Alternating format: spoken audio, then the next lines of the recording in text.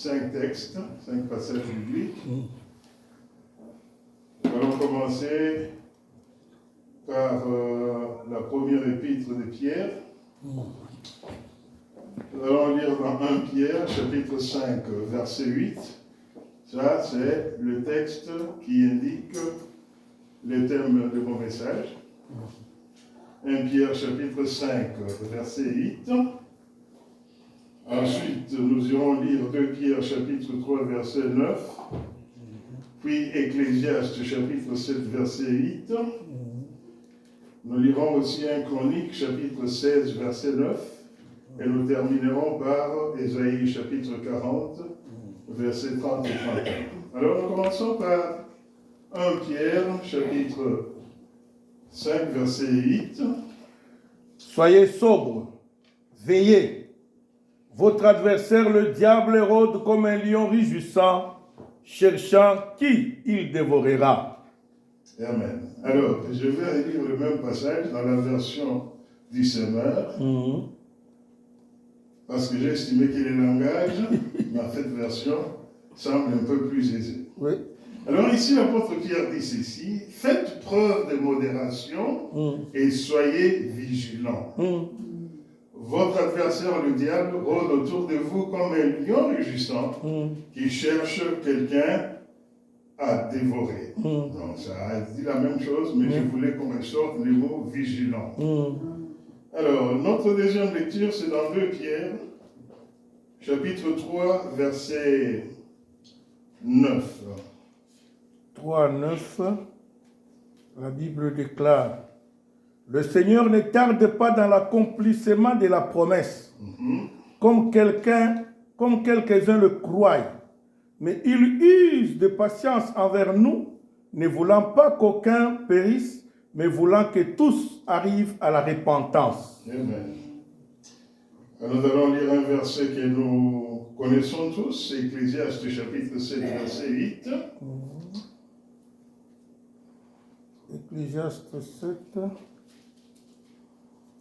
verset 8. Mieux vaut la fin d'une chose que son commencement. Mieux vaut un esprit patient qu'un esprit hautain. Alors, vous avez compris que dans ce verset-là, nous allons nous contenter de la première partie. Et puis nous allons lire 1 Chronique, chapitre 16, verset 9. 1 Chronique 16. Oh, 2 Chroniques, excuse-moi. 2 Chroniques. 2 Chroniques 16, le 9e verset. Car l'Éternel étend ses regards sur toute la terre pour soutenir ceux dont le cœur est tout entier à lui. Tu as agi en insensé dans cette affaire, car dès à présent, tu auras des guerres, paroles du Seigneur. Amen. Et nous terminons par Ésaïe chapitre 40, versets 30 et 31. Ésaïe 40, versets 30 et 31.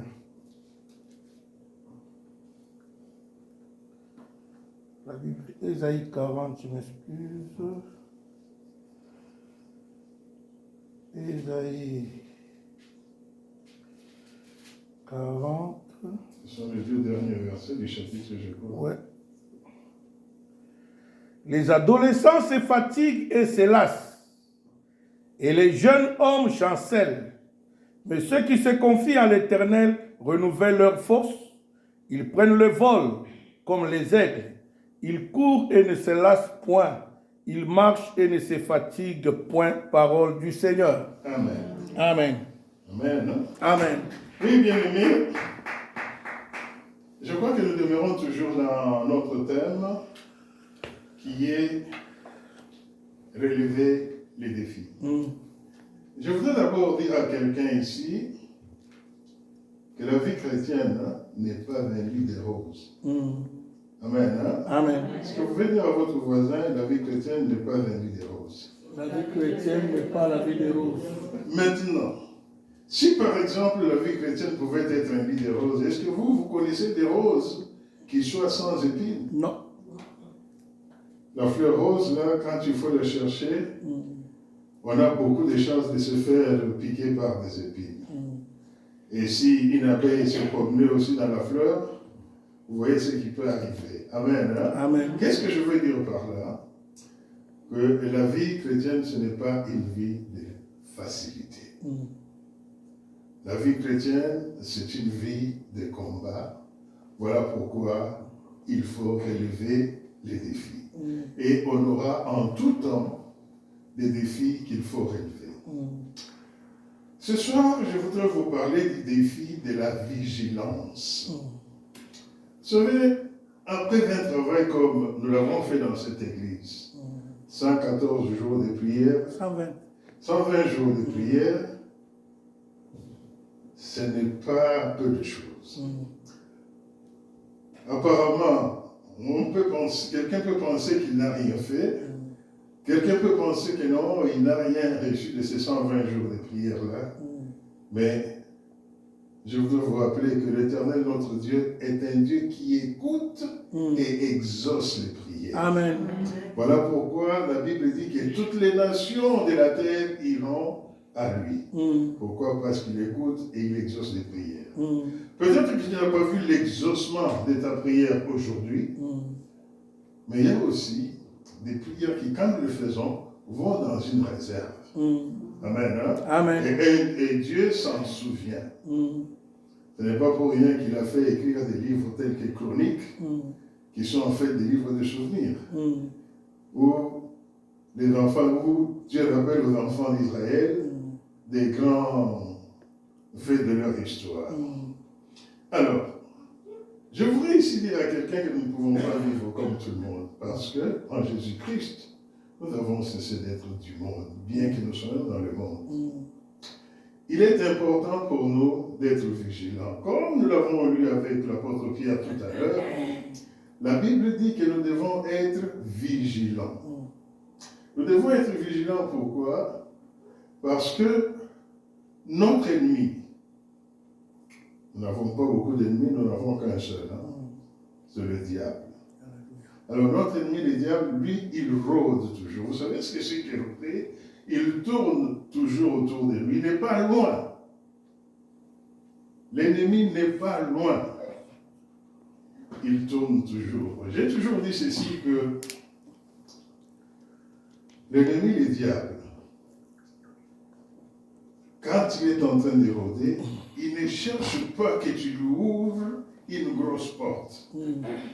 Dès que tu lui donnes juste une petite ouverture, la plus petite qui soit, il va faire des dégâts énormes. Amen. Hein? Amen. Voilà pourquoi nous devons relever les défis de la vigilance. Nous devons être vigilants. Être vigilant, comme nous l'avons lu avec la version Lui c'est bon, c'est veiller tout simplement. Quand on dit veiller, il faut être, cela signifie être vigilant. Plus loin, dans 1 Pierre chapitre 4, il dit veillez et priez. Ou encore, soyez sobres pour vaquer à la prière. Donc il nous faut être vigilants. Vous savez, quand on a fait un grand travail, tel qu'on l'a fait, l'ennemi, le diable, n'est pas content. Il y en a parmi nous qui étaient en train de se perdre. Le temps de prière a fait qu'ils sont revenus à Dieu. Amen. Le diable s'est dit, mais tiens, voici mes proies qui me sont encore arrachées. Lui maintenant, quand quelque chose lui est arraché, lorsqu'il va la chercher, il vient avec une très grande colère. Il va doubler d'efforts. Et contrairement à nous chrétiens, le diable, lui, ne dort jamais. Amen. Il est toujours en éveil. Lorsque nous allons être distraits, lui va donc entrer en action. Lorsqu'on a fait un grand travail comme celui que l'on vient de faire, il y a des grands bénéfices que nous avons reçus. Mais le diable peut faire en sorte que tout cela soit ramené à zéro. Voilà pourquoi nous devons être vigilants. Si vous allez dans la Bible, je ne veux pas demander qu'on lise ça ici, vous lirez peut-être chez vous à la maison, dans 1 Roi chapitre 13, tous les chapitres, on raconte l'histoire d'un jeune prophète qui avait été envoyé par Dieu de Juda en Samarie.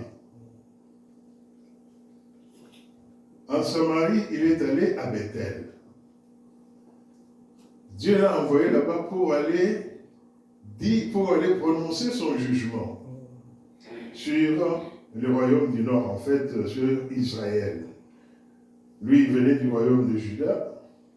Il est allé donc en Samarie au royaume d'Israël. Mais Dieu lui avait donné des recommandations.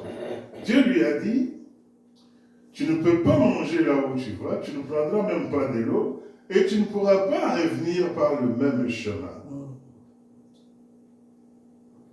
Le jeune prophète est allé, il a accompli son travail comme Dieu le lui avait demandé.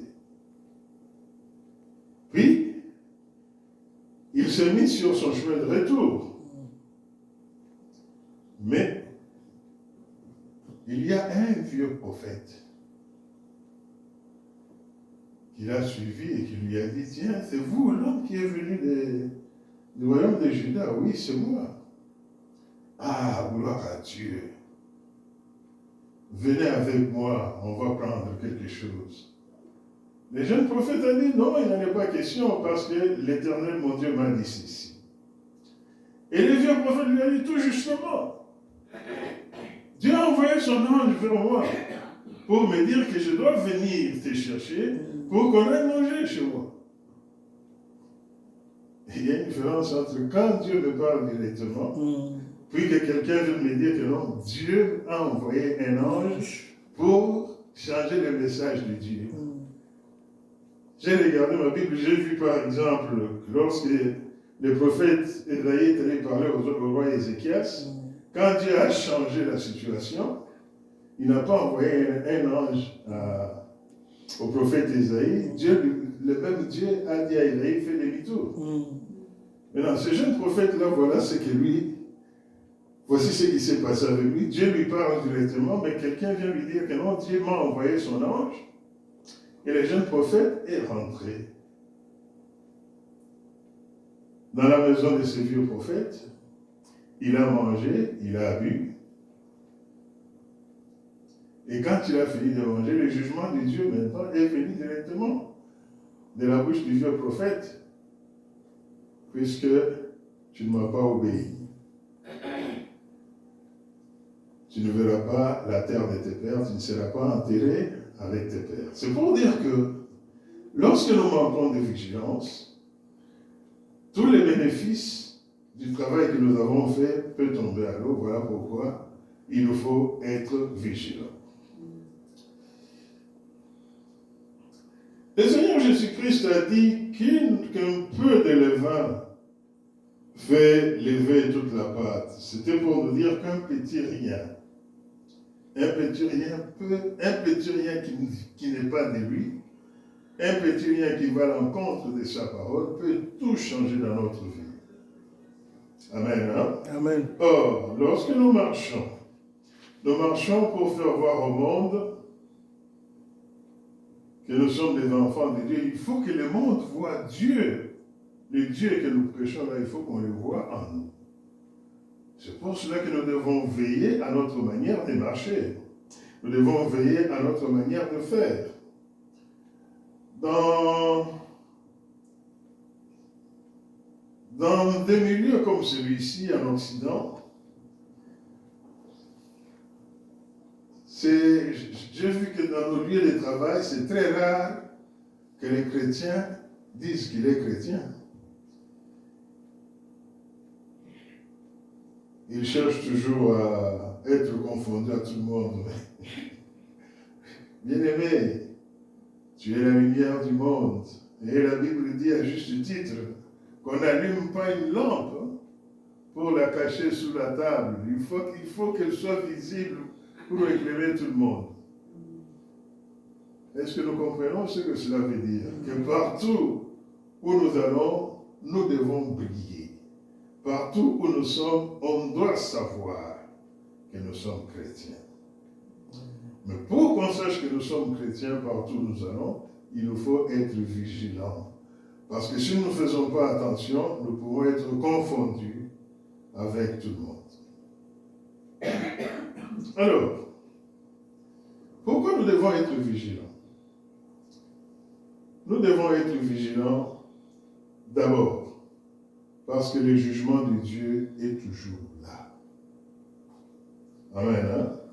Nous devons être vigilants pour ne pas tomber sous le jugement de Dieu. Tout à l'heure, nous avons lu 2 Pierre chapitre 3, verset 9, où la Bible nous dit que Dieu ne tarde pas dans l'accomplissement de ses promesses. Il y a une version ancienne que j'ai lue quelque part qui dit que Dieu ne tarde pas dans l'exercice de ses jugements. Vous avez déjà entendu des gens vous dire, ah non, votre Dieu que vous priez aujourd'hui là, peut-être qu'il a vieilli. Dans l'ancien temps, c'était à la moindre faute, Dieu punit. Non, Dieu n'a pas vieilli, il est le même hier, aujourd'hui, éternellement. Et il n'a pas changé, c'est le même Dieu. Mais maintenant, qu'est-ce qu'il fait? En ce moment-ci, il use de patience envers nous. Voilà pourquoi nous appelons ce temps le temps de la grâce. Dieu est patient. Pourquoi Dieu est patient? Comme la Bible le dit, il ne veut pas que nous nous perdions. Il nous donne le temps de pouvoir nous repentir. Il donne le temps à chacun de nous d'être conduit à la repentance pour utiliser les termes exacts de la Bible. Mais c'est la même chose que ce que l'apôtre Paul a dit, rachetons les temps, car les jours sont mauvais.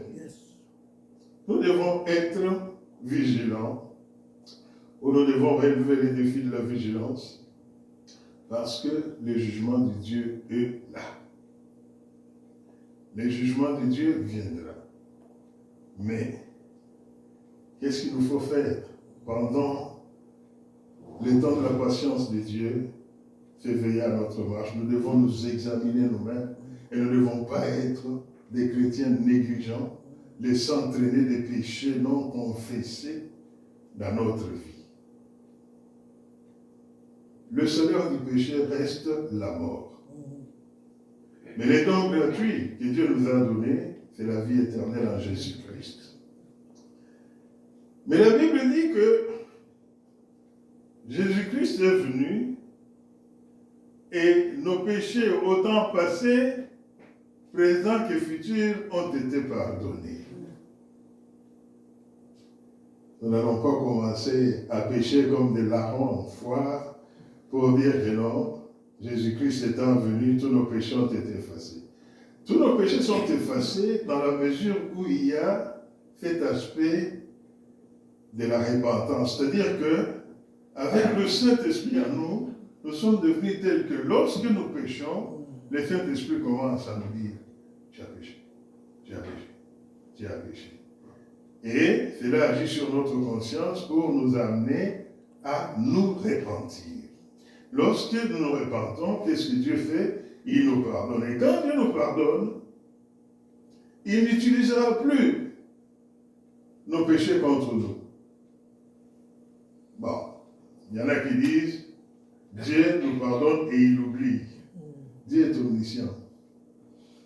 Sauf qu'il ne viendra pas nous dire, hé, monsieur Kitenge, tu te souviens de ce que tu avais fait l'année passée? Je t'ai pardonné et voilà que tu reviens encore. Non, Dieu n'est pas comme ça. Il nous donne tout simplement l'occasion de nous repentir et notre communion avec lui revient en bon état et nous continuons la marche. Amen. Hein? Voilà pourquoi nous devons être vigilants. Nous devons être vigilants parce que des fois, il nous arrive de croire que nous n'avons pas péché. Parce qu'il y a certaines choses que nous n'appelons pas péché, mais que Dieu appelle péché. C'est pourquoi la Bible a insisté pour que nous ne puissions pas nous conformer au siècle présent. Les choses qui sont, il y a des choses qui sont acceptables. C'est bon dans le monde entier, à tel endroit. Je me rappelle que dans mon lieu de travail, quand je travaillais, je parle du travail au passé maintenant parce que j'ai arrêté de travailler depuis le 8 janvier. Alors, je suis à la retraite. Alors, Je me rappelle même que sur mon lieu de travail, on m'a traité d'extrémiste à un moment donné. Mais Dieu est Dieu. Quand Dieu dit oui, c'est oui. Ce n'est pas oui, mais... Amen. Hein? Amen. Je voulais dire qu'avec Dieu, il n'y a pas de demi-mesure. C'est soit c'est A, soit c'est B. Ça ne peut pas être AD. Donc, voilà pourquoi nous devons être vigilants pour savoir que Dieu nous donne le temps de nous repentir. Mais comment allons-nous nous repentir si nous ne réalisons pas que ce que nous sommes en train de faire est un péché? Amen. Hein? Amen. Il y a des choses que le monde accepte. Il y a ce qu'on appelle les droits de l'homme. Mais quand j'ai lu la parole de Dieu, je vois que c'est lui qui exerce mieux les droits de l'homme, c'est Dieu lui-même. Quelqu'un m'a objecté, il m'a dit, mais écoutez, les enfants d'Israël, Dieu leur a dit de tuer tout le monde. Oui, mais Dieu a expliqué. Il a gardé les enfants d'Israël pendant plus de 430 ans en Égypte. Il a expliqué pourquoi. Il a dit non, je leur ai réservé une terre, mais les péchés de ces gens qui sont sur cette terre n'ont pas encore atteint son comble. Donc, Dieu avait dit que non. Lorsque ces gens-là atteindront les niveaux de péché qui n'est plus acceptable même par Dieu, à ce moment-là, ces gens-là, Dieu va les retirer du monde. Et j'ai toujours expliqué à ceux qui m'ont souvent entendu, j'ai toujours expliqué que des fois, il y a des gens qui vont en enfer parce que Dieu les aime.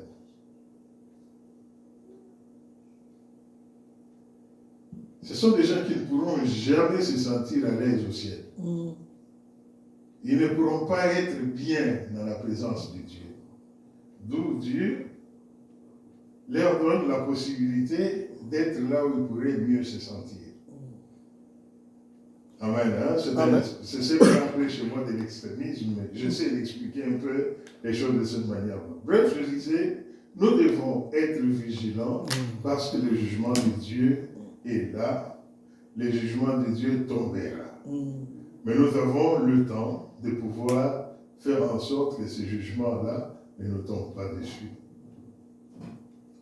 Ceux qui sont jugés pour le moment, ce sont ceux-là qui n'ont pas accepté Jésus-Christ comme Seigneur et Sauveur.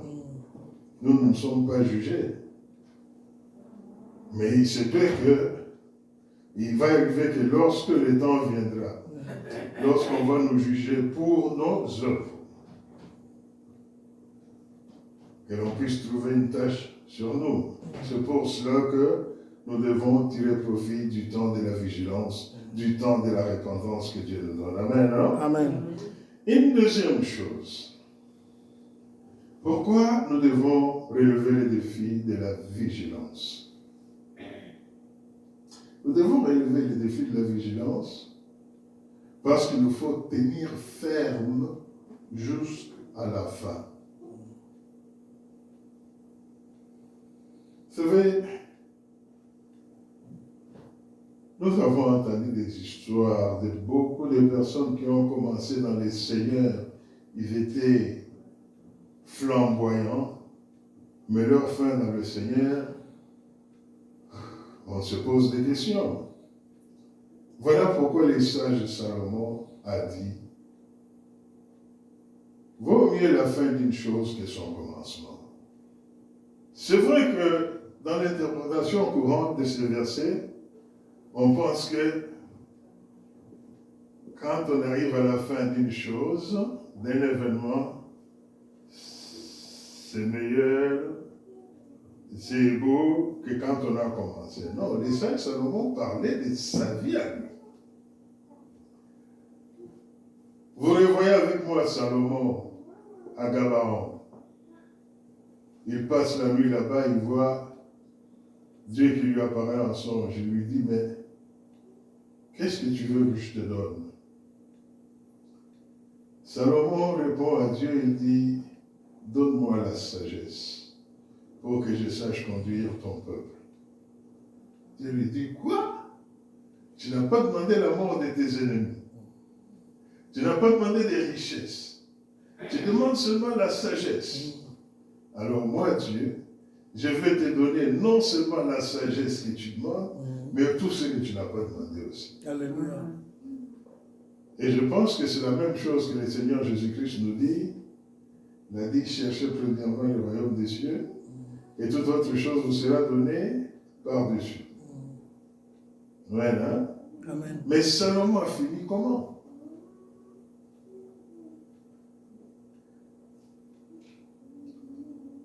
Nous apprenons qu'il a terminé sa vie, qu'il avait 1000 femmes, et toutes les femmes ont amené chacune son Dieu.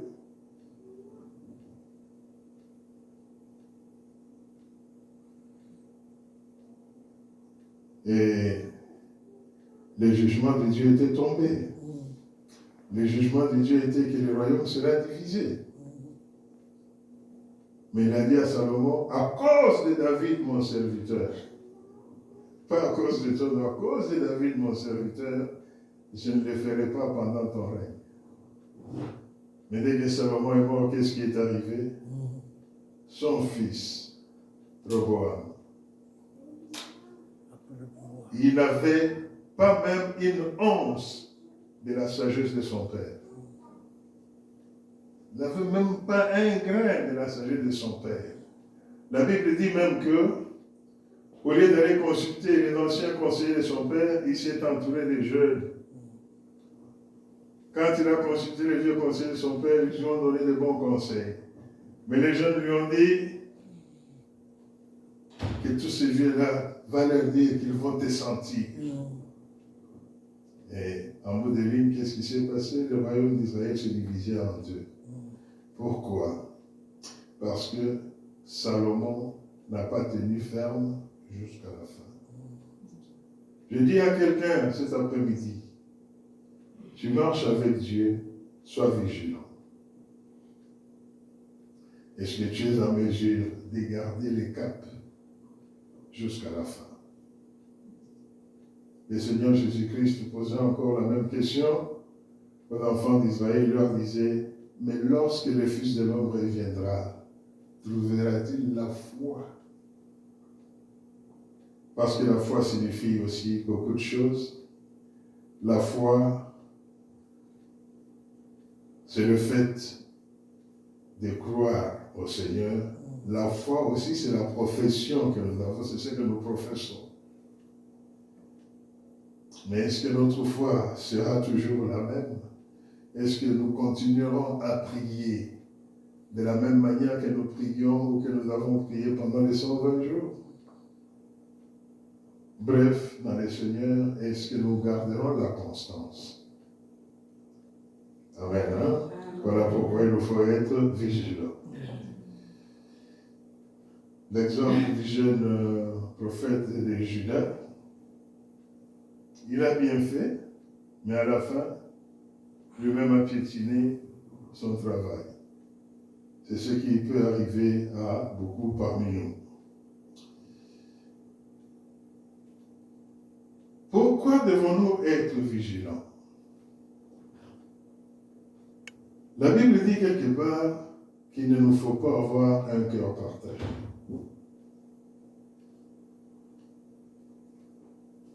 Voici ce roi d'Israël appelé Asa. Il était fervent, il aimait Dieu. Chaque fois que Dieu lui faisait dire quelque chose par son prophète, il exécutait sans hésitation. Mais à un moment donné,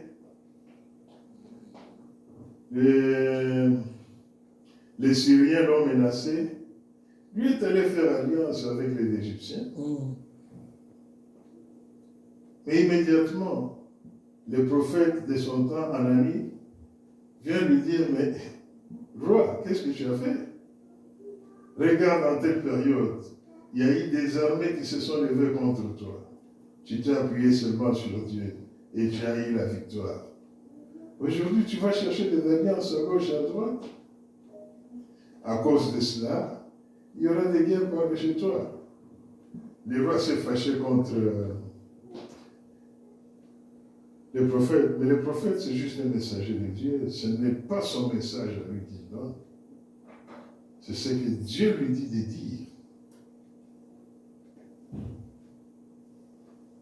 Il a fait arrêter le prophète, il l'a fait mettre en prison. Mais ce n'est pas le message de Dieu qui est là en prison. Et le message de Dieu, on ne le fasse pas. Quand Dieu a dit ce qu'il dit, il va l'exécuter. Amen. Hein? Amen. Et Asa a connu des guerres. Pourquoi? Parce que comme le prophète lui a rappelé, Dieu étend ses regards sur toute la terre pour ne soutenir que ceux qui ont le cœur tout entier à lui.